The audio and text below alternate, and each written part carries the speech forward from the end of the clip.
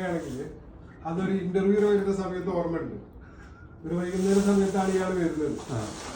അപ്പൊ ഇയാൾക്ക് പാലക്കാട് ഒറ്റപ്പാലമാണ് ദുബായ് എന്ന് കരുതി വരുന്ന ഒരാളാണ്. അങ്ങനെയൊക്കെയുള്ളൊരു ആളായിരുന്നു. അപ്പൊ ഗോൾഡിനെ കുറിച്ചോ കാര്യങ്ങളോ ഒന്നും വ്യക്തമായൊരു ധാരണയോ കാര്യങ്ങളോ ഒന്നും ഇല്ല. പക്ഷെ ഒരു ചോദ്യത്തിന്റെ ആൻസർ എന്റെ സ്ട്രൈക്ക് ചെയ്തു. അത് മറ്റൊന്നുമല്ല, ഇവര് പിന്നെ സൈദലവി സാറിന് 3 പെൺകുട്ടികൾ. അതില് പിന്നെ ഏറ്റവും മൂത്ത ആളാണ് ഷംന. അപ്പൊ ഷംനയുടെ ഭർത്താവ് ഇവിടെ ഉണ്ട്. അപ്പൊ ഷംനയുടെ ഭർത്താവിന്റെ കൂടെ ജീവിക്കുകയും ചെയ്യാം. കൂട്ടത്തിൽ ഈ ആൺകുട്ടികൾ ഇല്ലാത്തതിന്റെ ഒരു പ്രയാസം ഉപ്പാക്ക് തോന്നണ്ട എന്ന് തോന്നിയോന്നും അറിയില്ല. ആ ഒരു ഉത്തരം എന്നെ സ്ട്രൈക്ക് ചെയ്യുന്നു.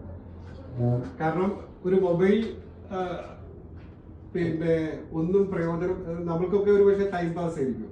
ആ മൊബൈലിനെ ക്രിയാത്മകമായി ഉപയോഗിക്കുകയും അത് ജീവിതോപാധിയാക്കുക അല്ലെങ്കിൽ ആ ഒരു രീതിയിലേക്ക് കൊണ്ടുവരികയൊക്കെ ചെയ്യാൻ കഴിഞ്ഞ ഒരു വ്യക്തിയാണ് ഇവർ. നമ്മളെ ഒരു ടൈം പാസിന് ഉപയോഗിക്കുന്ന ഒരു സംഗതി അവരതിനെ യൂട്ടിലൈസ് ചെയ്തു. അതിനെ യൂട്ടിലൈസ് ചെയ്യാനുള്ള ഒരു കഴിവ് അതനുഭവിച്ചേ പറ്റൂ. കാരണം അത്രയും പിന്നെ ഫോളോവേഴ്സ് കാര്യങ്ങളൊക്കെ ഒരുപാട് പേര് ഒരുപാട് കഷ്ടപ്പെട്ടിട്ട് ഒരു 1K ഫോളോവേഴ്സിനെ കിട്ടാൻ കഷ്ടപ്പെടുക. അങ്ങനെയൊക്കെയുള്ള ഒരു സാഹചര്യത്തിൽ എന്റെ ഒരു ഷംനയിൽ കണ്ടിട്ടുണ്ട്. നമ്മളിപ്പോ ഒരു ജന്മദിനം ആയതുകൊണ്ട് തന്നെ നമ്മൾ കുറച്ച് ഉള്ള കാര്യങ്ങളും ഗുണങ്ങളും ഒക്കെ ആണല്ലോ പറയുന്നത്. അപ്പൊ ഷംനയിൽ കണ്ടിട്ടുള്ള ഒരു കാര്യം, അവര് ഈ കാര്യങ്ങൾ കൂടുതൽ പറയണ്ട. നമ്മള് പിന്നെ പ്രത്യുൽപ്പന്ന മതിത്വം എന്ന് പറയും. നമ്മൾ ഒരു കാര്യം പറഞ്ഞാൽ ആ കാര്യത്തിന്റെ 10 സൈഡുകളിലൂടെ നോക്കി അതിൽ നമ്മൾ പ്രതീക്ഷിക്കുന്നതിൽ മികച്ച റിസൾട്ട് തരിക എന്നുള്ളതാണ്. ഒരു ശൂന്യതയിൽ നിന്നൊരു സ്ഥാപനം പഠിച്ചുണ്ടാക്കുമ്പോൾ എന്നെ പോലുള്ള ഒരാള് അഭിമുഖീകരിക്കുന്ന വലിയൊരു ആശങ്ക ഉണ്ട്. അത്തരം ആശങ്ക ഉണ്ടാകുന്ന സമയത്ത് നമുക്ക് അവിടെ പിന്നെ നമ്മുടെ ചിന്തകൾ പ്രവൃത്തിയിൽ കൊണ്ടുവരാൻ സഹായിക്കുന്ന ഏതാനും ചില സ്റ്റാഫുകൾ ഉണ്ടാവും. അവർക്കൊരു പക്ഷേ ഇത്ര എക്സ്പീരിയൻസോ കാര്യങ്ങളൊന്നും ഉണ്ടായിട്ടില്ല. പക്ഷെ ആ ഒരു ഉള്ള അറിവ് വെച്ച് അവര് പിന്നെ അതിന്റെ രീതിക്ക് കാര്യങ്ങൾ മുന്നോട്ട് നീക്കും. നമ്മൾ ഒരു പക്ഷെ ആ വീഡിയോ കാര്യങ്ങൾ ചെയ്യുക എന്ന് മാത്രമല്ല, പിന്നീട് സെയിൽസിൽ ഇവിടെ ഏറ്റവും കൂടുതൽ വെയിറ്റ് സെയിൽ ചെയ്തിട്ടുള്ളതിൽ വരുന്നത് ഷംനയാണ്. ഗോൾഡില് ഒരുപക്ഷെ ഡയമണ്ടിലും ഷംനയിലാണ്.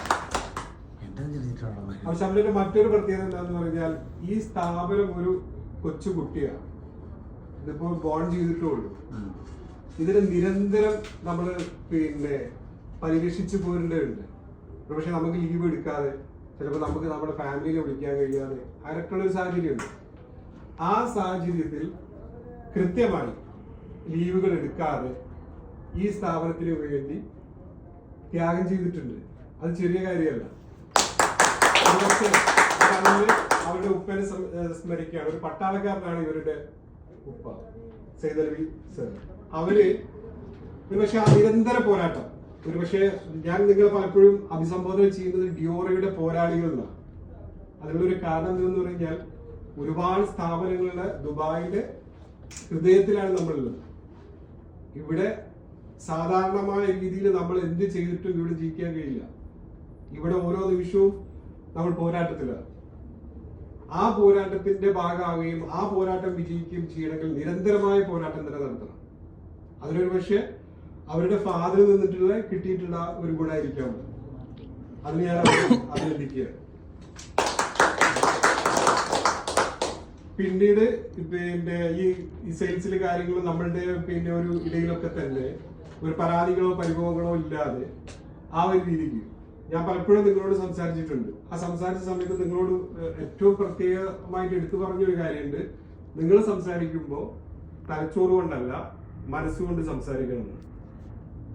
അത് പ്രവൃത്തിയിൽ കസ്റ്റമറോട് വരുത്തിയ ഏറ്റവും മികച്ച ഒരു ടീം മെമ്പറാണ് ഷംന. അതുകൊണ്ട് തന്നെയാണ് അതൊരു മാജിക്കാണ്. ആ സെയിൽസിൽ അവരുടെ കസ്റ്റമർ അവിടെ സ്റ്റിക്ക് ഓൺ ആവാനും വരാനുള്ള ഒരു കാരണം അവരുടെ ആ ഒരു നിഷ്കളങ്കമായ സംസാരവും അവരുടെ ഒരു ബിഹേവിയറുമാണ്. അത് നമ്മൾ കണ്ടുപിടിക്കേണ്ടതാണ്.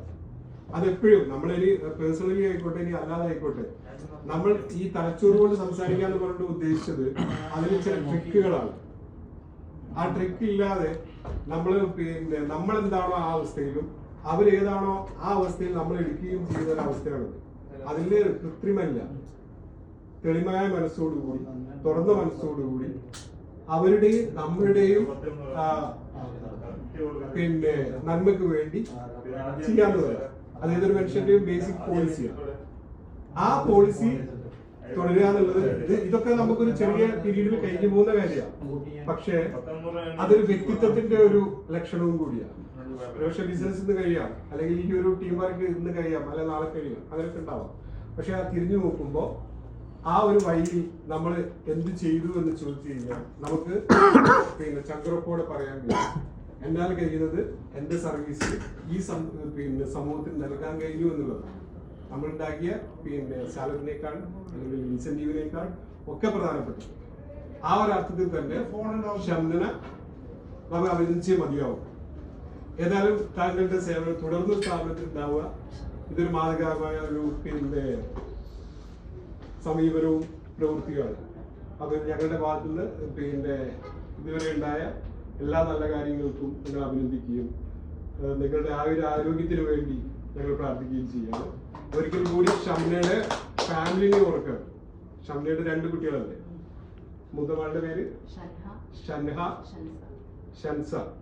അവര് ഒരുപക്ഷെ ഉമ്മനെ കാണാത്തൊരു പ്രയാസത്തിലൊക്കെ ഉണ്ടാവും. പക്ഷെ നിങ്ങളുടെ ഉമ്മ നിങ്ങൾക്ക് വേണ്ടി ഇവിടെ പുതിയൊരു ലോകം സൃഷ്ടിക്കാനുള്ള തയ്യാറെടുപ്പിലാണ്. അതുപോലെ ഉപ്പ സെക്രട്ടറി വിസ റിട്ടയർഡ് പട്ടാളത്തിൽ ആസാം റൈഫിൾസിൽ വർക്ക് ചെയ്തിട്ടുള്ള ആളാണ്. പിന്നീട് ഉമ്മന്റെ പേര് സഫിയ, പിന്നെ ഹസ്ബൻഡ് പ്രത്യേകം പറയാനുണ്ട് ഷമീർ. ഇവരൊക്കെ ഞങ്ങൾ സ്മരിക്കുകയും അഭിനന്ദിക്കുകയും ചെയ്യാണ്. ഇതുപോലെ ഒരാളെ ഞങ്ങൾ ടീമിലേക്ക് അംഗമായി നൽകിയതിൽ നന്ദി, നമസ്കാരം.